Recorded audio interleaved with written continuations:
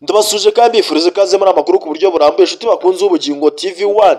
Uyu ni umwanya w'amakuru mu Kinyarwanda ku buryo burambuye. Njye ubasuhuza ni Fabrice Mporana nayo. Ingabire Victoire akure amaso ku munyamategeko w'umunyamahanga ashaka yuko amwunganira.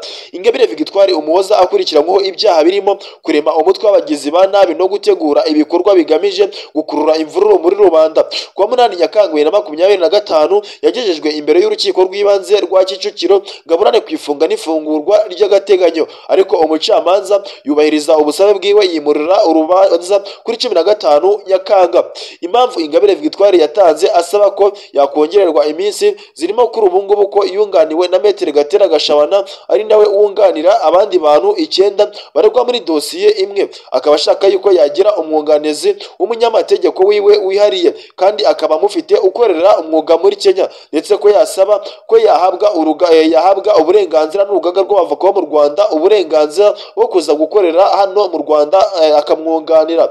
Yabwiye urukiko ati nasabaga yuko mwamworohereza akabona ibyangombwa byo kuza gukorera hano mu Rwanda akanyunganira, mwadufasha kutwumvishiriza urugaga rw'abavoka kumuha uburenganzira bwo kuza gukorera hano mu Rwanda. Mu kumusubiza umucamanza yaramubajije ati ni ngombwa ko twivanga muri gahunda z'urukiko, mwebwe mwagomba kumvikana n'urugaga.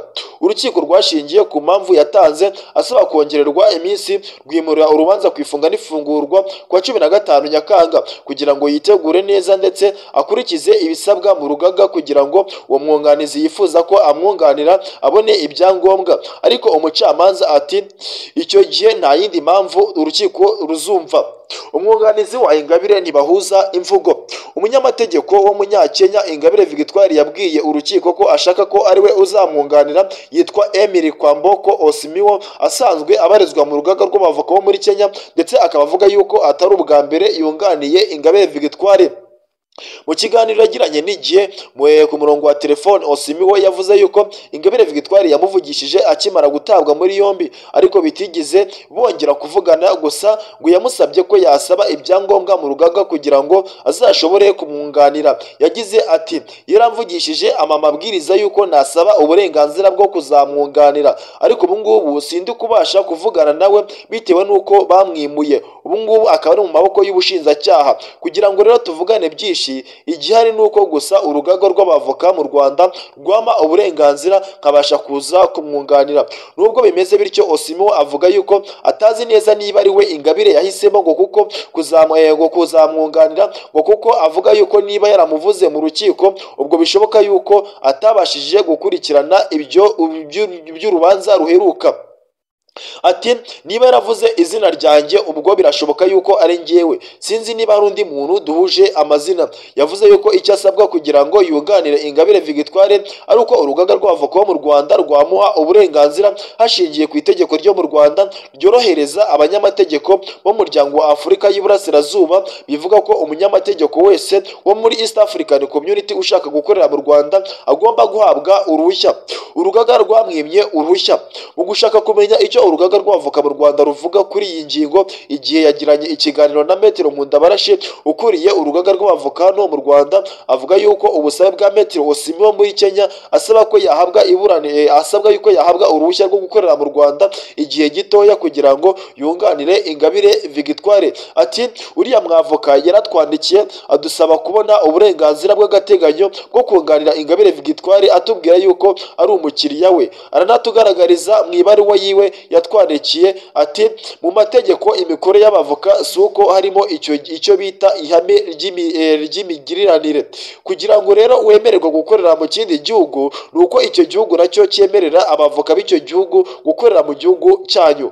Aha Maître Nkundabarashi yavuze yuko atari uko bimeze muri Kenya, ngo kuko ati abavoka muri Kenya batemerera abavoka bo mu Rwanda gukorerayo muri Kenya, bityo ko mu Rwanda nabo batemerera abavoka bo muri Kenya gukorera mu gihugu cy'u Rwanda, kuko no muri muri Kenya batemera abavoka bo mu Rwanda gukorera muri Kenya. Ati kugira ngo wumve amategeko neza, u Rwanda rukimara kwinjira muri East African Community rwakoze ibyo rwagombaga gukora byose bijyanye no kwinjiza amasezerano mpuzamahanga mu mategeko y'imbere mu gihugu. Kenya nayo yari itegerejwe gukora ibyo, bavugurura itegeko rigenga urugaga rwabo, bongeramo igika kivuga ngo abavoka bo mu Burundi n'abo mu Rwanda nabo bemerewe gukorera muri Kenya. Ibyo byabaye muri 2014.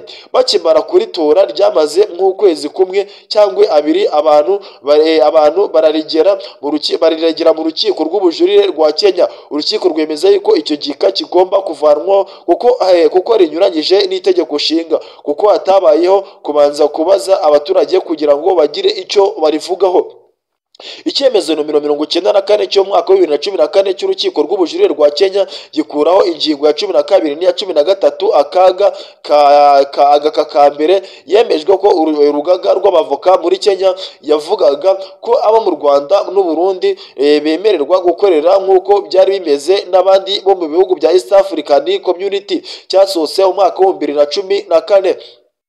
Iki cyemezo cyongeye kwifashishwa mu rukiko muri 2019 ubwo umunyamategeko w'umunyakenya Javan Kiche wari waherewe uruhushya mu Rwanda yasubiye iwabo asaba kwinjira mu rugaga rw'abavoka, arabyangirwa ngo kuko ingingo zemereraga abavoka bo mu Rwanda no mu Burundi gukorera mu Burundi Kenya zari zarateshejwe agaciro muri 2014. Nicyo cyatumye ajyanwa ikirego mu rukiko asaba urugaga ko rwamuha uburenganzira bwe bwo gukorera umwuga muri Kenya. Icyo gihe urukiko rwafashe umwanzuro ko Javan atigeze arenganywa kuko urugaga rwamusubije rushingiye ku cyemezo cy'urukiko muri 2014 cyavugaga yuko kongera ingingo zemerera abavoka mu Rwanda no mu Burundi gukorera muri Kenya binyuranyije n'itegeko nshinga.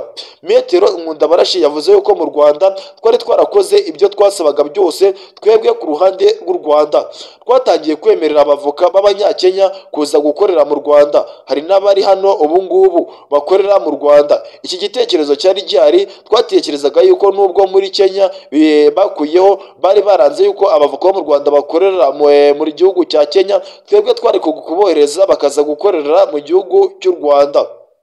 Kuva mu mwaka wa 2014 kugeza uyu munsi nta kintu na kimwe ibyo bintu bigeze babikoraho. None icyaje no kuba nuko hari abo twemereye hano b'abanyakenya basubiyeyo ngo basabe nabo kwinjira mu rugaga rw'abavoka muri Kenya. Bavuga yuko abantu bavuye mu Rwanda bafite sistemu y'imigirire itandukanye no muri Kenya batakwemererwa gukorerayo.